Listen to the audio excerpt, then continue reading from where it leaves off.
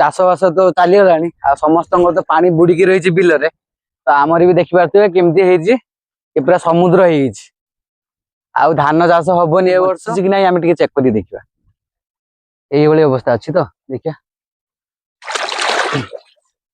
तो देखिपे ये मरीते भल माछ मन दुख पूरा आमर कहीं जे जगार माछ आसवा कथा तो से जगार जाल मारते। नमस्कार जय जगन्नाथ सांग माने तो सांग माने आज देखिपे आम आम बिल आड़ को तो देखिपे आज है चाष बास तो चलीगला समस्त तो पानी बुड़िकी रही बिल रे तो आमर भी देखिपे केमती पूरा समुद्र हो धान चाष हबनी ए वर्ष आपण मैंने तो जानते आज मु फार्मिंग विषय कही था कि फार्मिंग विषय आज कहबी कहीं आज टे आस बिल आड़ को तो बिल रे कौन अवस्था है ना से देखापी आसते कि पर्यंत पानी छाड़ू ना तो कौन करा देखिपे कि समुद्र पूरा ये देखिपे पूरा मु रास्ता उपर छिड़ा ये देखिपे रास्ता आमर यहाँ अच्छे ये आसी रास्ता अच्छे तो यही पानी तो से आज आउ फार्मिंग विषय वीडियो किसी करवानी डायरेक्ट यहाँ देखिली आपसी आसिकी जे पानी आमर बुड़ी चाष जमी बहुत सारा लोकर चाष बहुत क्षति कहीं सब देखिपार तो ये पानी छाड़ू ना होगलानी आज 15 दिन पाखापाखि है तो पानी टोटाली छाड़ू ना सेमती पानी रही आउ ये चाष जे रुआ होता बिल ये सब रुआ गलानी ना रुआ माने पची जाइथिबो तोली आ तो नथिबो ना आ किछि लोक तोली भी पकेइतले जोटा तोला से तोला भी नहीं पची गलानी से भी नहीं आउ नहीं कहीं ना सब नालिया पड़ी जाइछि आउ पानी तो छाड़ू ना पानी जदि छाड़ता गोटे दीटा दिन रे ताने ठीक ठाक था ये तो ये हो गलानी 15 दिन तो जानी केबेठू बन्या हलानी नहीं आमर किंतु बालेश्वर टोटाली छाड़ू ना सेमती पानी अच्छी देखिपे बिल रे पूरा देखिपे साइड रे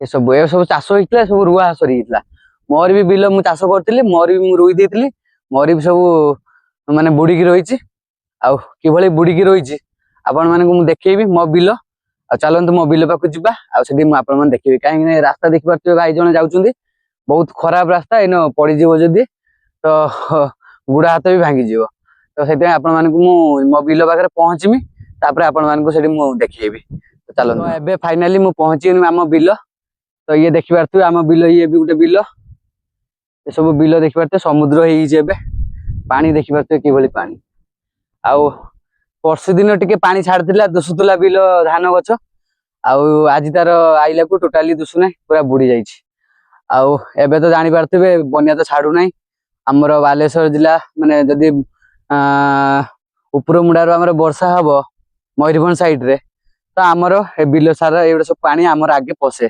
कहीं से उच्चा आमर गड़ी पानी आम याद को आसे तो आमर बेसी क्षति हुए तो देखिपे चाष आमर नष्ट हो गलानी तोली आउ केते किस अच्छी बिल रे माने रुआ होता जे बची कि नहीं आज टे चेक कर देखिया कहीं 15 दिन हो गलानी आउ पानी रही बिल रे आउ बन है पाखर तो देखा शुणी काढ़ी आगे तोली केमती रही किस अवस्था अच्छी ठीक अच्छी कि नहीं तो आपणकर साढ़े कौन अवस्था अच्छी ठीक ठाक कि नहीं खराब निहाती कमेंट करी कहतु आमर तो देखिया हेबे बापी उठिकी देख ना से पारिक देख से हिडर तौक जाऊनी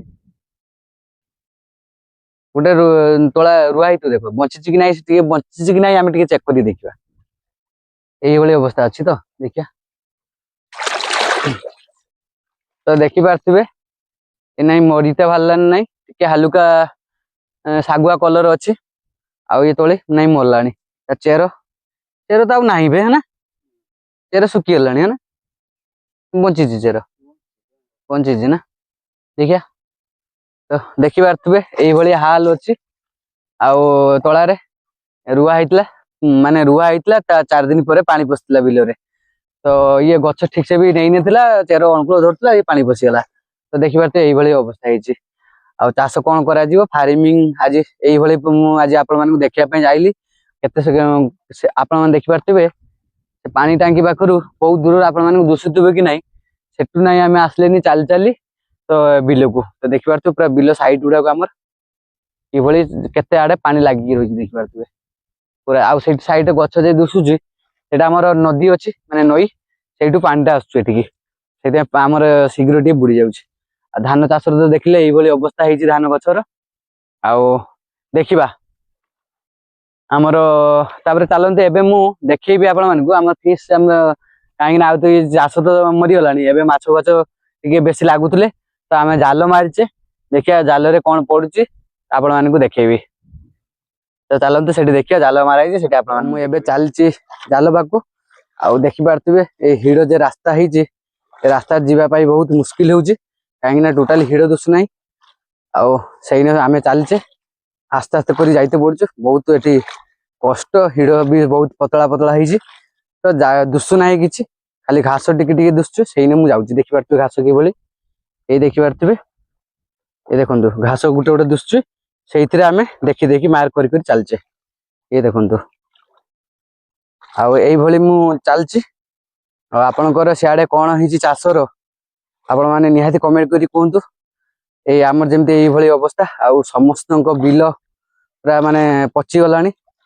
ଆଉ ଯଦି 4-5 ଦିନ ରହିବ, ଇଏ ବି ମୋ ବିଲ ଯେଟା ଦେଖିଲେ ଧାନ ଗଛ ଟିକେ ଟିକେ ବଞ୍ଚିଛି, ସେ ବି ଆଉ ବଞ୍ଚିବ ନାହିଁ, ସେ ବି ନଷ୍ଟ ହେଇଯିବ।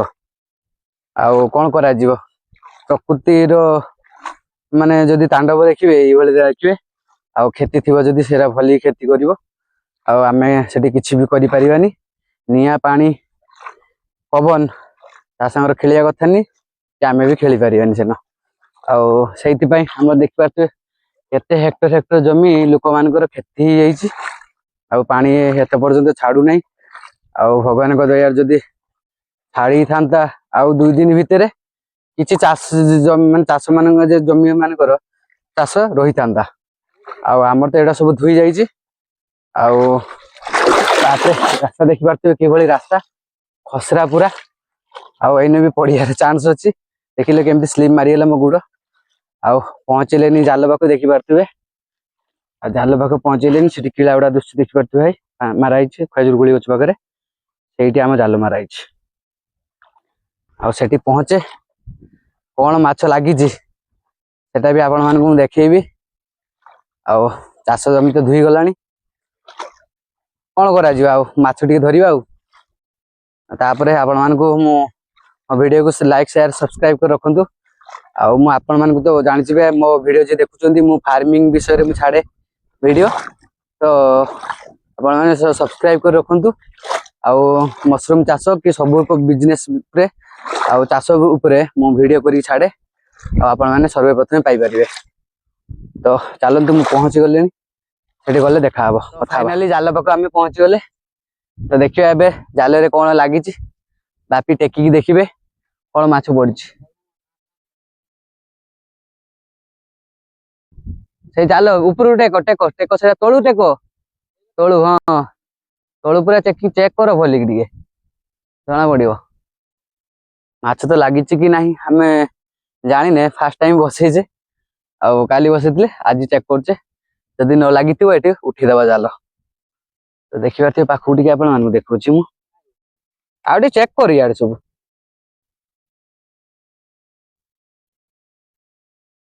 ହଁ ସେମିତି ତଳେ ଯାଇ ଟେକ, ଦୁଷିବ, ତଳିଟା ଦୁଷିବ।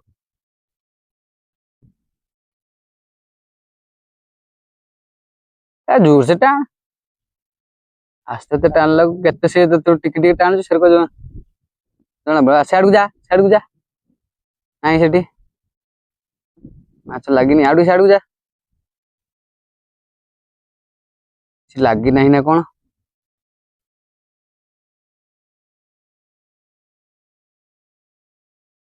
ବହୁତ ଆଶାରେ ଆମେ ଆସିଥିଲେ ଯେ କି ମାଛ ଲାଗିବ ବୋଲି, ଆଉ ଯଦି ନ ଲାଗିଥିବ ମାଛ, ମନ ଦୁଃଖ ପୁରା ଆମର। କାହିଁକି ନା ଏଇ ଯେ ଜାଗାରେ ମାଛ ଆସିବା କଥା, ତ ସେଇ ଜାଗାରେ ଜାଲ ମାରିଥିଲେ କାଲି ପାଖରୁ, ତ ଏତେ ପର୍ଯ୍ୟନ୍ତ ଲାଗିନାହିଁ। ତଳି ପୁରା ଦେଖ, ଦେଖ ତଳି ପୁରା ତଳି ଯାଏ। ହଉ ଚାଲ ସେଠିକି, ଚାଲ ସେ ଜାଲ ପଳେଇ ଆସ, ଦେଖିବା ଏ ଜାଲରେ କଣ ଲାଗିଛି। ତଳିଟା ଖୋଲିଦିଅ, ତଳି ଜାଲଟା ଖୋଲିଦିଅ, ତଳି ସୂତାଟା। କିଳାଟା ଉପୁଡାଉନି।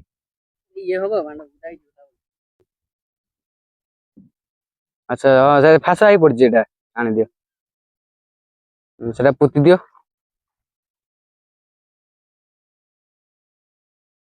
ବାସ୍ ସେଇନ ଚେକ୍ କରିକି ଟିକି ଟିକି ଟିକି ଟିକି ଚାଲ, ଜଣା ପଡିଯିବ ମାଛ ଅଛି କି ନାହିଁ। ଚାଲ ସିଆଡକୁ ଚାଲ, ଜାଲଟା କିଛି ରହିଛି ସାର୍ କି? ଯା ଯା ଯା ଯା। ମାଛ ଆକ୍ଚୁଆଲି ଏ ଭିତରେ ମାରି ହଉଛନ୍ତି ଏ ଚିଞ୍ଚଡି ବଣରେ, କିନ୍ତୁ ଏଇଟା ବାହାରକୁ ବାହାରୁନାହାନ୍ତି ବୋଧେ ମାଛ, ଆଉ ସେଇଥିପାଇଁ ଲାଗି ନାହିଁ। କାଦ ଲାଗି ଯାଇଛି, ମାଛ ନାହିଁ।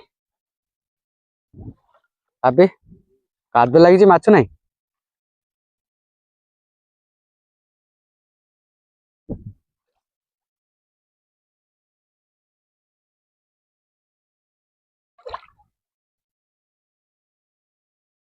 ଗୋଟେ ବି ଲାଗିନାହିଁ। ଚାଲ ଏଠି ଉଠେଇଦବା ତାହେଲେ, କାଦଟା ଝାଡି ଦିଅ। ହଁ ଉଠେଇଦବା, ମାଛ କିଛି ଲାଗିନାହିଁ, ଆଉ ଟିକେ ଅଛି ଦେଖିଦବା। ସେମିତି ଗୁଛେଇ ଗୁଛେଇ ତାପରେ ଗୁଛେଇବ ଜାଲ। ଯେମିତି ଧରିଛ ସେମିତି ସିଆଡୁ ଏକାଳେ ଖୋଲିଦବ ଦିଟା ହେରା, ଦେଇକି ଏକାଳେ ଗୁଛେଇ ଆଣିବ।